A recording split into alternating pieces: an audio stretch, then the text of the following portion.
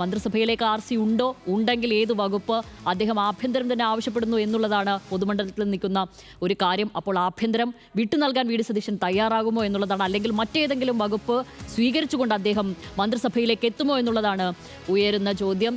അനുരു അശോകനാണ് അവിടെ നിന്ന് വിവരങ്ങൾ നൽകുന്നത്. അനുരു, ഒരു നിർണായക കൂടിക്കാഴ്ച അദ്ദേഹം എത്തിയിരിക്കുകയാണ് വി ഡി സതീശൻ രമേശ് ചെന്നിത്തലയുടെ വീട്ടിലേക്ക്. കൂടിക്കാഴ്ച തുടങ്ങിക്കഴിഞ്ഞോ? എന്താണ് വിവരങ്ങൾ?